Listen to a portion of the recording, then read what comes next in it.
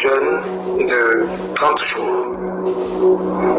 Depuis le 1er novembre et jusqu'à aujourd'hui. Et nous sommes arrivés au 20e jour de notre jeûne. Je sors pour prendre la parole à 10 jours de la fin de notre jeûne, poussé par le Saint-Esprit, suite à une révélation.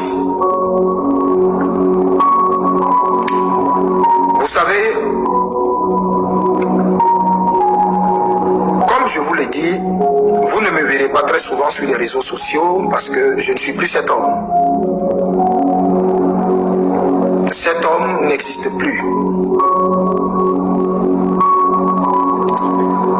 Si vous me voyez apparaître,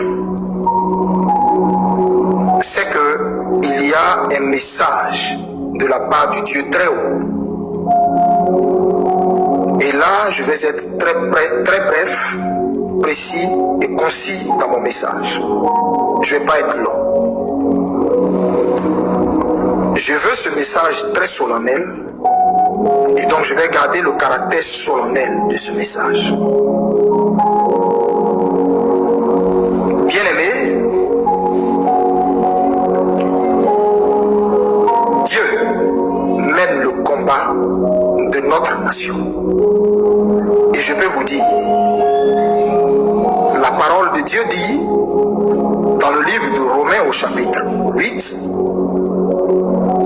au verset 31, si Dieu est pour nous, qui sera contre nous? Ce qui veut dire que lorsque Dieu lui-même mène une bataille, elle est gagnée d'avance. Elle est gagnée d'office. En ce qui concerne le cas de la Côte d'Ivoire, ce jeûne dans lequel nous sommes, c'est pour appeler le règne de Dieu dans la nation. La délivrance de la Côte d'Ivoire, elle est achevée. Ne soyez pas des Thomas qui voulaient voir pour croire. Ne soyez pas des Thomas qui a voulu amener la personne de Jésus en un vil homme, en un homme quelconque, quelqu'un dont la parole n'est pas fiable. Thomas dit, tant que je ne vois pas et que je ne mets pas ma main dans sa paume percée, je ne mets pas ma main dans sa côte qui a été percée pour lui faire encore mal. Déjà que ses bourreaux l'ont cloué, l'ont crucifié, je veux lui faire encore mal. Moi, je veux mettre ma main dans la plaie pour croire tout ce qu'il a dit. Sinon, tant que je n'ai pas fait ça, je ne croirai pas. Quand le Seigneur est apparu, et que ce jour-là, tous les disciples étaient réunis et que Thomas l'a vu, il a dit à Thomas, pourquoi refuses-tu de croire? Pourquoi es-tu incrédule? Mets ta main, mets ton doigt dans ma paume et vérifie. Comme tu veux vérifier, vérifie. Mets ta main dans mon côté et vérifie. En un mot,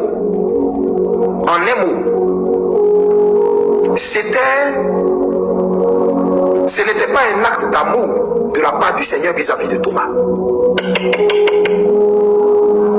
C'était grave ce que Thomas venait de faire. C'était très grave ce que Thomas venait de faire. Écoutez-moi très bien. C'était très grave. Et je ne veux pas, Ivoiriens, que vous soyez de la race des fils de Thomas. Soyez de la race de ceux qui croient sans avoir vu.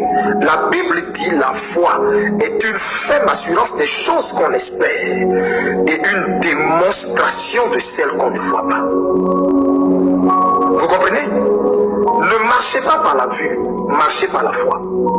Parce que ces Égyptiens que vous voyez et son pharaon à sa tête. Ils ne sont plus. Vous, Dieu vous a donné rendez-vous avec la délivrance. Dieu vous a donné rendez-vous avec la liberté. Je vous l'ai déjà dit et je ne vais pas me le répéter. Dieu vous a dit, il n'y aurait pas d'élection et il n'y a pas eu d'élection. Il n'y a pas eu d'élection. Vous avez votre jugement à vous, en tant qu'humain, c'est vous qui voyez. C'est ce que vous avez vu là. Vous appelez ça une élection, c'est vous qui voyez. Mais le monde spirituel ne l'a ni accrédité. Et même la terre sur laquelle nous marchons ne l'a ni accrédité. Ça a été un désaveu total. Alors là, je sors pour vous dire cette instruction du Dieu très haut. Ivoiriens, vous avez tendance à mépriser les prophéties. Vous avez tendance à mépriser les révélations. Et vous avez tendance à mépriser les instructions qu'on vous fait. Alors, ne méprisez pas cette instruction et ne méprisez pas cette révélation. Elle est capitale. Elle est capitale. Avant de vous la donner, j'ai eu permettez-moi de vous raconter une révélation, une vision, dans laquelle j'ai vu des Indiens. Je répète, j'ai vu des Indiens qu'ils ont envoyés en Côte d'Ivoire. Et vous pouvez même demander, et si des personnes travaillant à l'aéroport, ceux qui travaillent à l'aéroport, s'ils ont un peu d'honnêteté en eux, ils pourront venir vous confirmer et même dire en dessous de cette vidéo ce que je dis. Il se trouve que ce mois de novembre, il y a eu une entrée massive d'un groupe d'Indiens en Côte d'Ivoire. Écoutez-moi très bien. Il y a eu un groupe d'Indiens en Côte d'Ivoire qui sont venus pour faire des incantations. Ils sont venus pour faire des incantations. Ils sont quittés dans des monastères. Ils sont venus pour faire des incantations, pour chercher à essayer de sauver ce qu'on ne peut pas sauver. Et ce régime, on ne peut pas le sauver parce que Dieu y a mis une croix.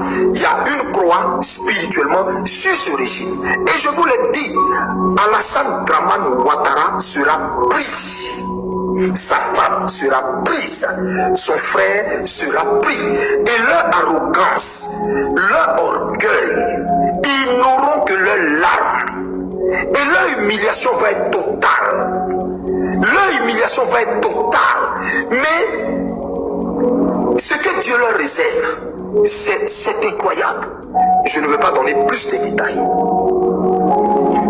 Et ces Indiens sont venus en Côte d'Ivoire pour faire un travail, pour, d'après eux, chercher à sauver ce qu'on ne peut sauver.